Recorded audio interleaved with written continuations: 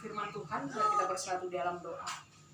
Ya Tuhan Allah Bapa kami yang bertata dalam surga, terima kasih Tuhan dalam penyertaan-Mu dalam kehidupan kami. Pada saat ini Tuhan, kami akan mendengarkan firman Tuhan. Kiranya Bapa, tuntunan daripada Roh Kudus yang hadir dalam diri kami, supaya kami Tuhan mengerti akan kebenaran firman-Mu. Dalam Kristus Yesus kami berdoa dan mengucap syukur. Amin.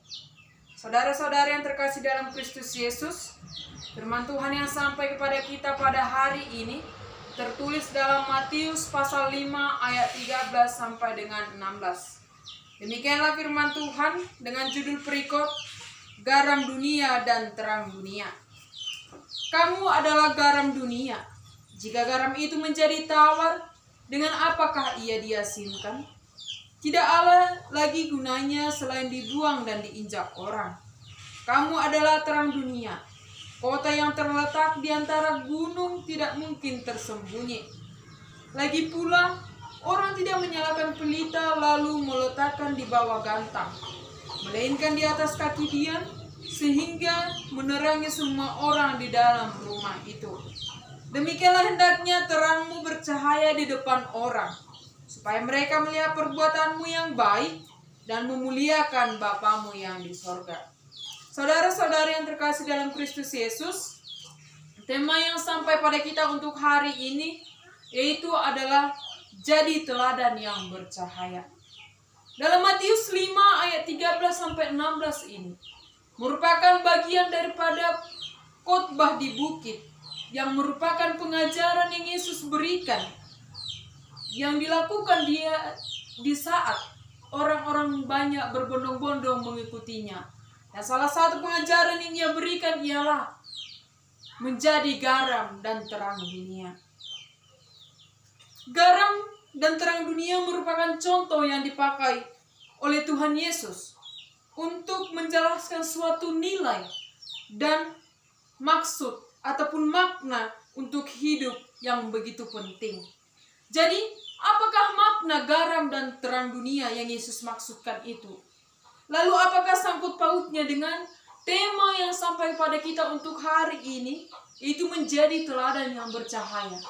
Oleh karena itu, saudara-saudara yang terkasih, dalam nats khotbah kita untuk hari ini telah jelas dijelaskan bahwasanya dalam ayat 13 kita itu harus menjadi garam bagi dunia ini. Dikatakan kamu adalah garam dunia. Yang ditekankan adalah kata kamu, yang berarti bahwasanya Yesus menekankan kepada murid-muridnya, kepada orang Kristen, bahkan kepada kita semua. Oleh karena itu, garam itu memiliki fungsi yang begitu penting. Garam berfungsi sebagai rasa, memberi rasa. Oleh karena itu, kehadiran orang Kristen juga harus memberikan rasa, yaitu rasa damai kepada orang-orang lain, orang-orang yang ada di sekitarnya. Dan kemudian garam juga berfungsi untuk mengawetkan makanan. Orang Kristen juga harus mampu untuk memberi pengaruh kepada orang lain, yaitu pengaruh kebaikan, mampu memberikan kasih kepada orang lain tanpa memiliki rasa berkesudahan. Tidak ada berkesudahan, tetap awet. Dan kemudian juga garam juga berfungsi menjadi pupuk. Artinya orang Kristen juga harus mampu sebagai pemupuk rasa persaudaraan antara sesama, bahkan antara aku ataupun dengan orang lainnya. Oleh karena itu menjadi jarum dengan benang, bukan sebaliknya menjadi gunting sebagai pemisah daripada persatuan. Dan kemudian juga orang Kristen seperti makna garam yang berikutnya, bahwasanya garam juga bisa membuat rasa haus. Artinya orang Kristen juga harus mampu memberikan rasa haus kepada orang lain, yaitu haus akan kebenaran daripada firman Tuhan, haus akan air sumber kehidupan, yaitu Yesus Kristus itu sendiri. Sehingga dengan demikianlah dinyatakan bahwasanya seseorang itu, orang Kristen itu menjadi garam di dunia ini. Yang kemudian dalam ayat 14, bahwasanya terang adalah pembimbing. Terang menjadi pembimbing bagi seseorang, yaitu untuk menuju jalan yang begitu terang tanpa adanya kegelapan. Sehingga terang itu berfungsi untuk memberikan arah yang begitu jelas, untuk membantu memberikan tujuan yang semakin jelas. Oleh karena itu, melalui terang yang dimiliki oleh seseorang, oleh orang Kristen, harus mampu juga memberikan jalan untuk orang lain, yaitu seperti jalan mengarah kepada keselamatan yang diberikan oleh Yesus Kristus terhadap anak-anaknya. Dan yang kemudian ayat 15 dinyatakan menyalakan pelita. Dalam ayat 15 ini dinyatakan pelita dinyalakan ialah untuk menerangi semua orang yang di dalam rumah, bahkan yang dimanapun. Bahkan di sini dijelaskan bahwasanya terang tidak boleh disembunyikan. Pelita itu tidak boleh disembunyikan, harus nampak dan dapat dilihat oleh orang lain. Dan yang kemudian dalam ayat 16 dikatakan bahwasanya memperlihatkan terang melalui perbuatan. Pelita yang telah dinyalakan itu harus diperlihatkan kepada orang lain, yaitu melalui perbuatan kita, perbuatan yang baik, supaya mereka melihat.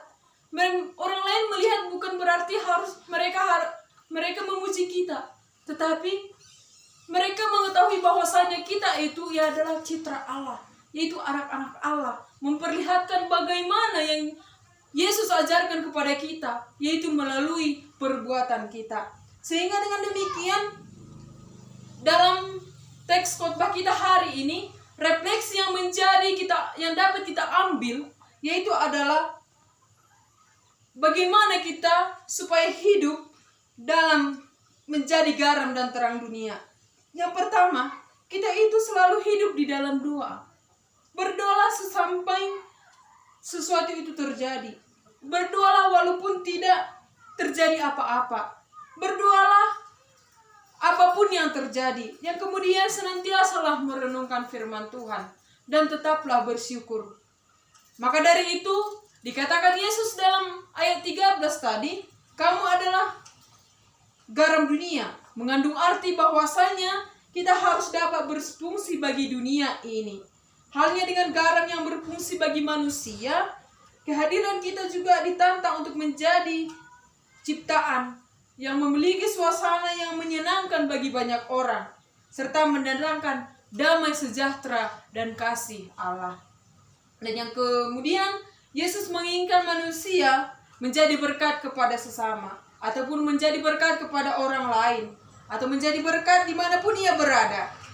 Oleh karena itu, seperti fungsi garam tadi menjadi pupuk, maka begitu juga lah fungsi manusia dengan melalui perbuatan-perbuatan yang ia lakukan dalam kehidupannya. Dan yang kemudian kita juga harus menjadi teladan, bukan supaya kita dipandang hebat oleh orang lain, tetapi kita bisa dipuji melalui perbuatan-perbuatan kita yang baik di hadapan orang lain, supaya citra Allah tetap ada di tengah-tengah kehidupan kita. Oleh karena itu, menjadi teladanlah di tengah-tengah dunia ini, tetapi lakukanlah semuanya itu melalui kerendahan hati kita. Yang kemudian, ketika Yesus meminta kita untuk menjadi garam dan terang, kita harus menjadi pribadi yang berguna dan bermakna bagi orang lain, bahkan bagi sesama, bahkan bagi siapapun itu. Seperti garam yang bermanfaat. Ketika ia memberi rasa yang sesuatu yang di luar biasa dalam dirinya, kita juga harus mampu seperti itu. Maka itu, hendaklah kita menjadi garam dan terang, supaya dapat menjadi teladan yang bercahaya di dalam Kristus Yesus. Amin.